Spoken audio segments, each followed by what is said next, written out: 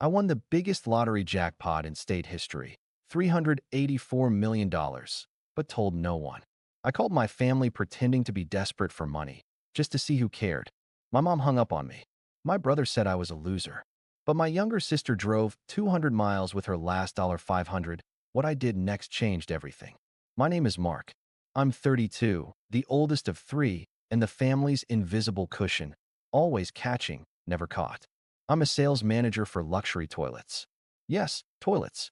I can talk flush rates, rimless bowls, and bidet attachments like poetry. I spend weekdays in a bright showroom with chrome everywhere, convincing people a quiet close is worth extra dollars.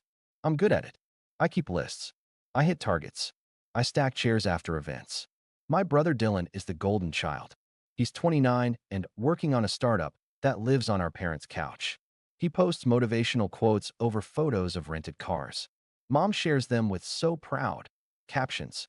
Dad nods like the sun is doing its job. My sister Jess is 24 and soft-spoken. She works two part-time jobs and still texts me home safe when it snows. She wasn't born golden. She learned to be helpful. The trigger didn't come with fireworks. It came with roast beef and paper napkins. Sunday dinner. Dylan telling a story about a meeting with an investor at a bar. Mom refilling his plate like he was in training for the Olympics. I mentioned I'd gotten Employee of the Quarter. Plaque on my desk. A small bonus. Mom smiled at her glass. That's nice, honey. Dylan tapped his fork on the table. Sales, huh? Easy stuff. Just talk pretty. Dad cleared his throat. Your brother's under pressure. Investors take time. I reached for the salt. Mom beat me to it. By the way, she said, casual as weather, Dylan's credit card got weird charges. We're helping him sort it out, but rent is due. Family helps family. Everyone looked at me. The background character. The cushion. I swallowed. How much? Just a little bridge, Mom said. You always land on your feet. Jess stared at her plate. I caught the tiniest shake of her head, like let it go. I did. I chewed. I smiled. I stacked plates after. Then later, alone in my car, I turned on the radio to drown out my thoughts and saw a notification glow on my lock screen. One number. Too many zeros. My hands went still on the wheel. The showroom. The toilets. The plates I'd just stacked. All of it shifted, like the room had quietly tilted, and only I noticed. I didn't text anyone. I didn't drive back. I sat there with the engine off, the radio hissing, and realized I wasn't the cushion anymore. I was something else. And I needed to know who cared when I had nothing at all. 2 nights earlier, after a long day of demonstrating soft-close lids to a couple arguing about grout, I stopped at a gas station. The clerk had a stack of lottery slips by the register. Big rollover, he said, bored. I don't buy tickets. I sell toilets, not dreams. But I had 3 crumpled singles and a brain that wanted something dumb. Quick pick, I said. I tucked the ticket into the back of my wallet behind a laminated sheet of part numbers and finish codes. Saturday night. I was in bed scrolling past videos of people unboxing kitchen faucets when the results posted. I read them once. Twice. I got up. I turned on the light. I put the ticket down on the counter. I compared numbers again. $384 million. Biggest in state history. One winner. My throat went dry.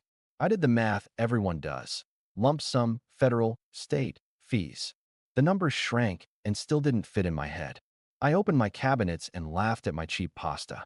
I sat on the floor with my back against the dishwasher and waited for a voice to say, just kidding. Nothing. Morning came like nothing had happened. I still had to be at the showroom by 9. I still had a training on a new line of rimless bowls with antimicrobial glaze.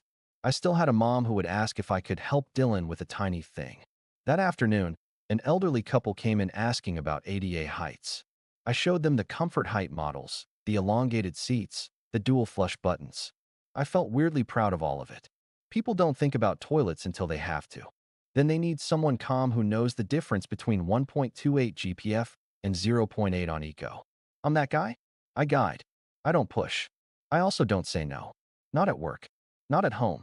I kept thinking about a list I once made of money I'd given Dylan since college. $200 until Friday. $900 for gear. He returned the next day in a different color because he'd sold the original. $3,100 for a bridge that became a bridge to another bridge. He paid back $80 once, then told everyone he covered my rent. Mom repeated it at Thanksgiving like a fun fact. With Jess, it was different. She never asked for cash without a receipt. My car battery died, she'd say, eyes down, offering a screenshot of the invoice before I even answered. I'll pay you back in 3 parts. She would. Sometimes she'd tuck an extra $5 into my pocket with a note. Coffee. Our parents didn't see the difference. Or they pretended not to, because seeing it meant doing something. That night after the numbers, I didn't sleep. I fell into a rabbit hole of articles about lottery winners who became ghosts, saints, or headlines.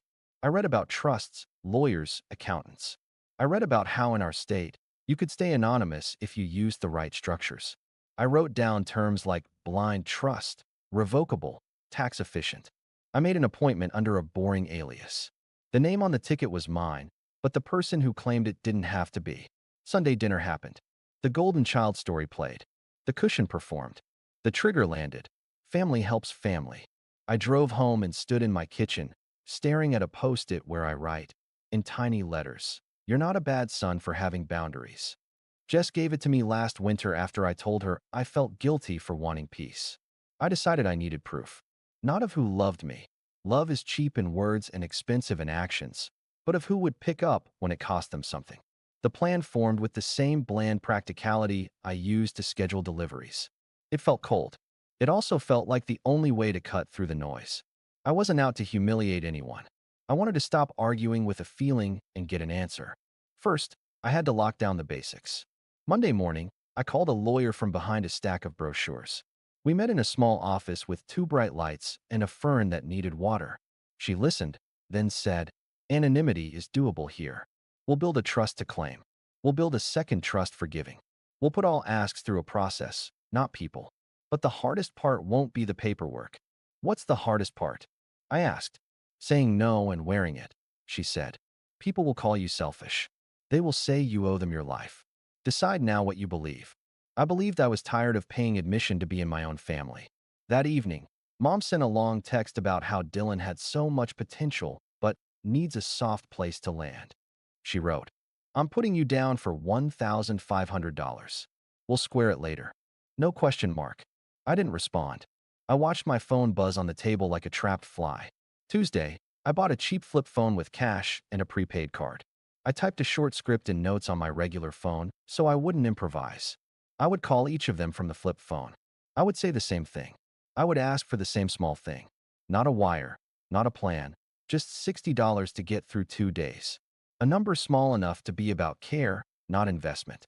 If they said yes, I'd accept, and then I'd return it with interest and an apology. If they said no, I'd accept that too. No scenes, no lectures, just data. Wednesday night, after closing, I sat on a plastic chair in the warehouse, next to pallets of boxed toilets labeled fragile. It made me laugh. Everything was fragile. I breathed in the clean cardboard smell, opened the flip phone, and scrolled to new contact. I started with Mom, then Dylan, then Jess. I watched the second hand on my watch jump from line to line like a metronome. I promised myself I wouldn't change the question mid-call to make it easier on them. I promised myself I'd listen. Call 1, Mom. "Hello." She sounded hurried and annoyed, like I'd interrupted her schedule. "Mom, it's me. Sorry for the number. My phone died. I swallowed. I'm in a bind. I need a small favor. Just $60 to get through to Friday." Silence. Then a sharp exhale. "Mark, if you'd budget like Dylan used to." "Mom, I haven't eaten today. I'll pay you back Friday." "You're being dramatic." Her voice went cool. "I'm on my way to get my nails done.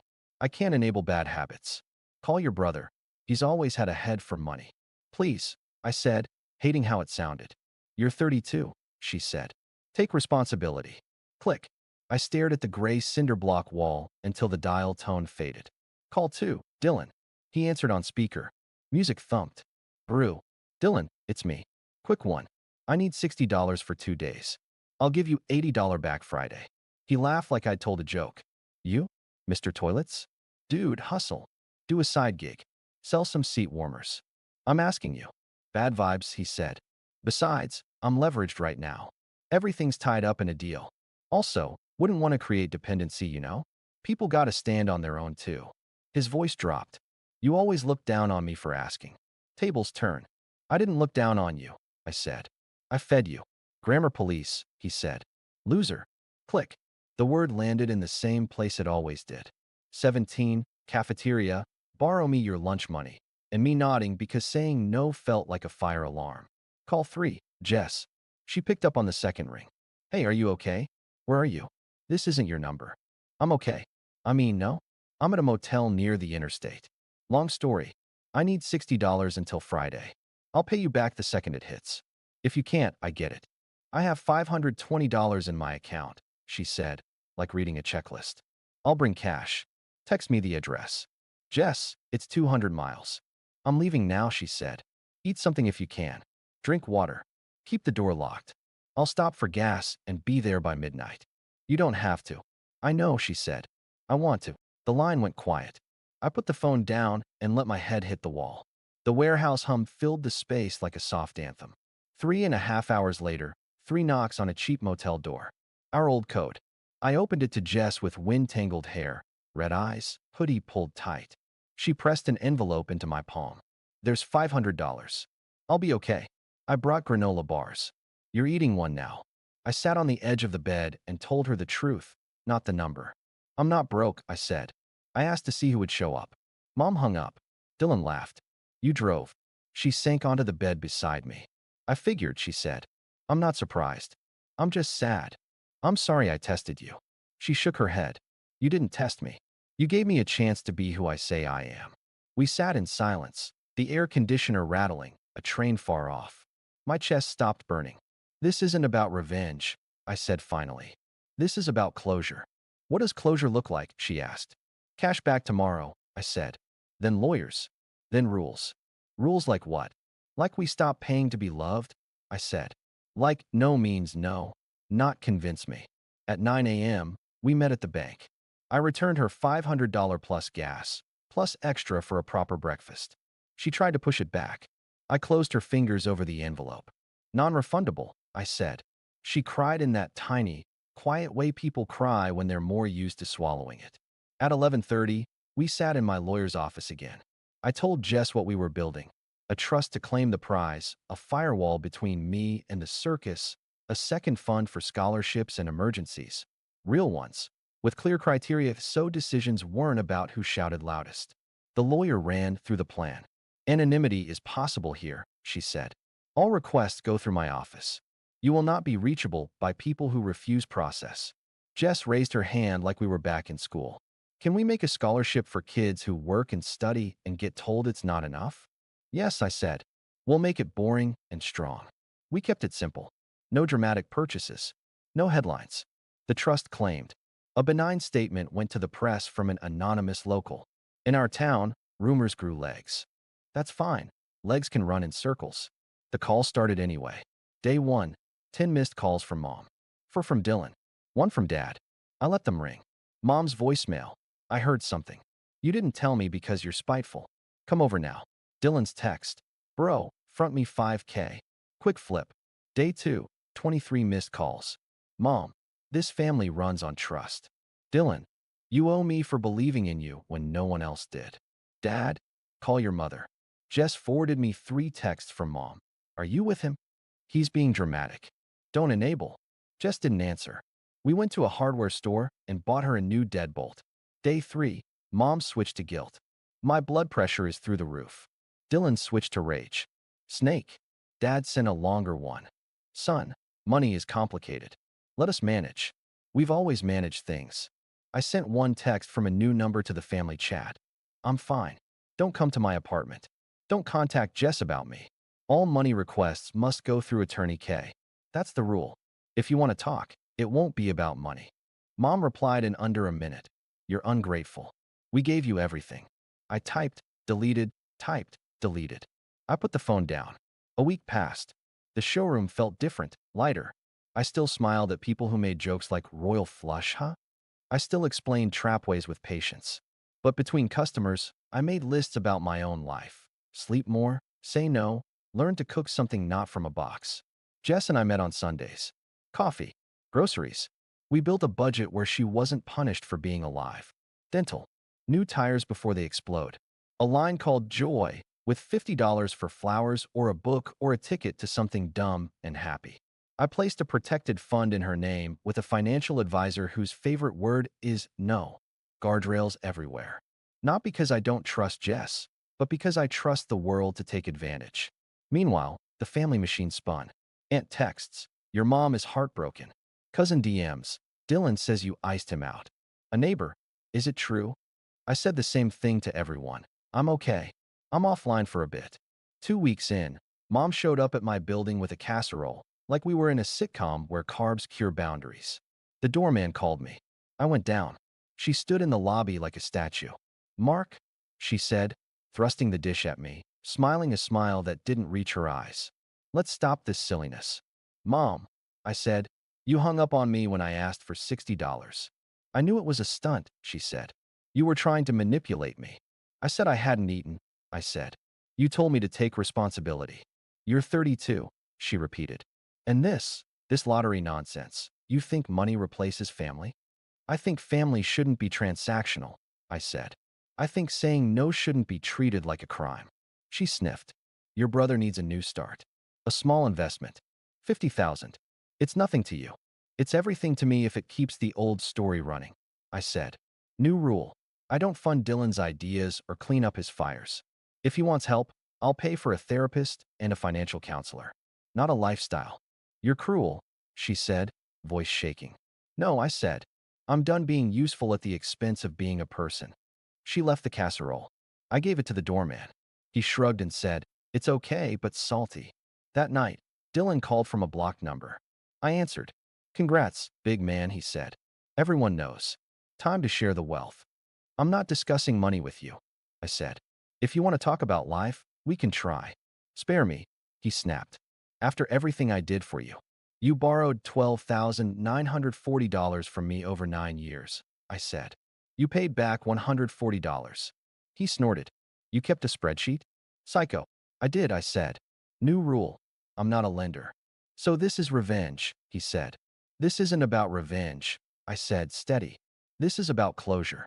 "You're dead to me," he said. Then, 2 seconds later, texted, "Okay, but serious. 20K right now, and I'll never ask again." I blocked the number. Days got quiet. And good. I learned to make eggs that didn't taste like sadness. I started running in the mornings before the showroom opened. I slept. I answered emails from the scholarship admin we hired.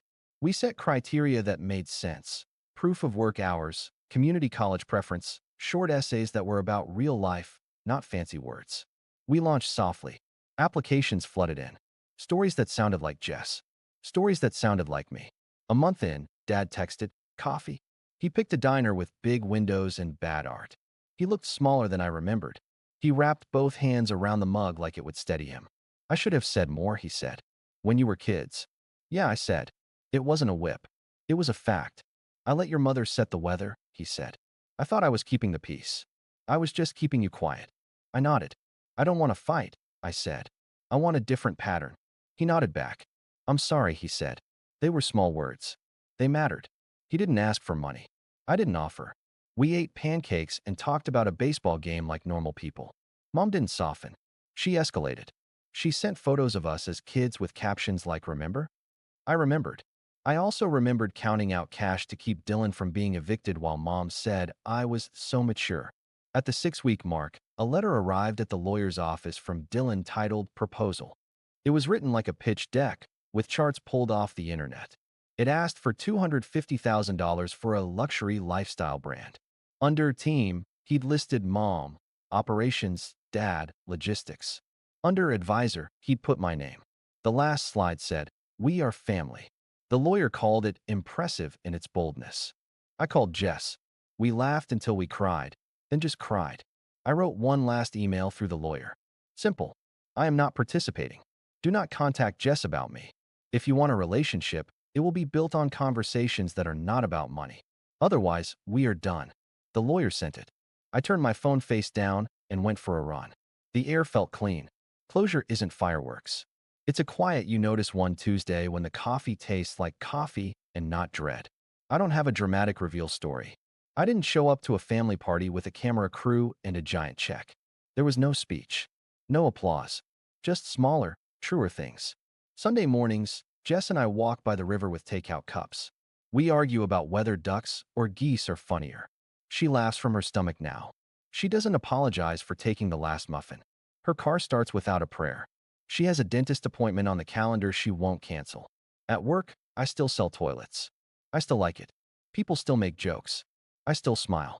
I've learned that dignity lives in knowing your craft, even if your craft is porcelain. I help an older man choose a seat that won't hurt his knees and think, this is actually good. Money didn't make my job smaller. It made the rest of my life less loud, so I can hear myself when I'm doing it. Mom and I are complicated. She sends photos sometimes. I don't reply to the ones with captions like, family first. I do reply to the one where Jess is 6 in a sunflower dress. She's still that kind. I write. Mom writes back, you've changed. I think, yes. Finally, Dylan cycles between silence and new numbers. I don't pick up. The trust pays for a therapist if he ever calls the right person. I hope he does. I'm not the net anymore. Dad texts me baseball scores and low-stakes questions. We meet for pancakes once a month. He tries. I meet him there. Our conversations are small and clean. That feels right. The scholarship fund emails me names I don't share with anyone.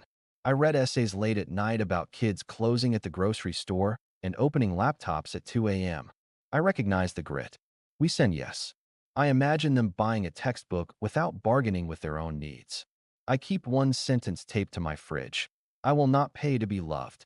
Under it, in Jess's handwriting, I will give where it heals. That's my system now. That's my budget. If you're the cushion in your family, I don't have a magic trick. I have a boring one. Write the rules you wish someone had given you. Follow them even when people call you cold. Count actions, not speeches. Watch who drives 200 miles with their last $500 and who hangs up over $60. My name is Mark.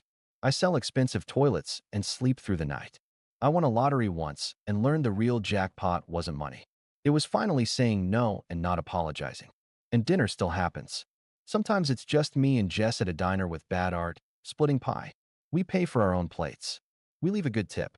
We walk out into the kind of quiet you can live in.